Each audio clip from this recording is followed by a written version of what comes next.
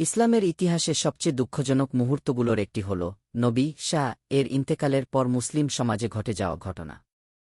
এর মধ্যে একটি বিশেষ ঘটনা যা ব্যাখ্যার দাবি রাখে তা হল নবীর কন্যা ফাতিমা শাহ এর ইচ্ছা।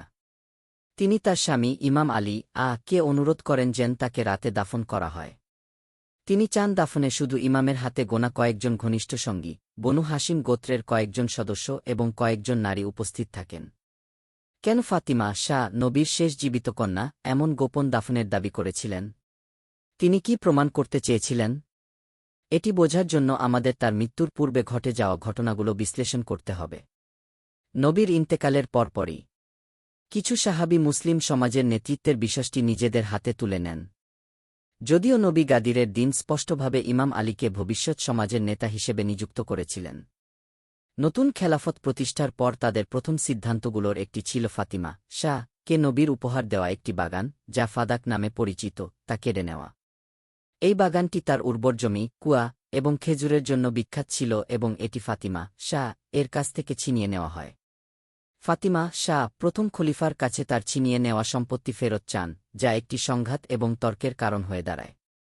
তবে খলিফা তার যুক্তিকে অগ্রাহ্য করেন। নির্ভরযোগ্য প্রতিবেদন অনুযায়ী এটি ফাতিমাকে এতটাই ক্ষুব্ধ করেছিল যে তিনি প্রথম খলিফার সঙ্গে আর কখনো কথা বলেননি এবং ক্ষোভ ও দুঃখ নিয়ে এই পৃথিবী ছেড়ে চলে যান। ফাদাক ছিনিয়ে নেওয়ার পর নতুন খেলাফতের পরবর্তী কাজ ছিল ইমাম আলীর কাছ থেকে আনুগত্যের শপথ নেওয়া, যাতে তার প্রভাব ব্যবহার করে অন্য সম্ভাব্য বিদ্রোহীদের দমন করা যায়। এর জন্য ফাতিমার শাহ বাড়িতে একদল পুরুষ পাঠানো হয়, যেখানে আলী এবং তার কিছু অনুগত সঙ্গী উপস্থিত ছিলেন। ফাতিমা শাহ এই দলটিকে তার ঘরে প্রবেশ করা থেকে বাধা দেওয়ার চেষ্টা করেন এবং এতে তিনি মারাত্মকভাবে আহত হন। এরপর ওই দল ঘরে প্রবেশ করে এবং ইমাম আলীকে গ্রেপ্তার করে।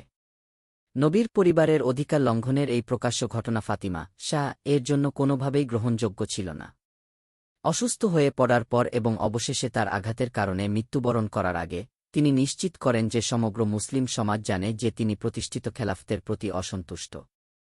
তিনি নিশ্চিত করতে চেয়েছিলেন যে ভবিষ্যতে তার সম্পর্কে এমন কোনো মিথ্যাচিত্র তৈরি করা যাবে না যে তিনি খেলাফত এবং সংঘটিত ঘটনাগুলোতে সন্তুষ্ট ছিলেন। তার স্বামীকে দেয়া শেষ ইচ্ছায় তিনি বলেন, আমি চাই না যারা আমাকে কষ্ট দিয়েছে এবং আমার অধিকার কেড়ে নিয়েছে তারা কেউ আমার জানাজায় উপস্থিত থাকুক। তারা আমার শত্রু এবং রাসূলুল্লাহর শত্রু।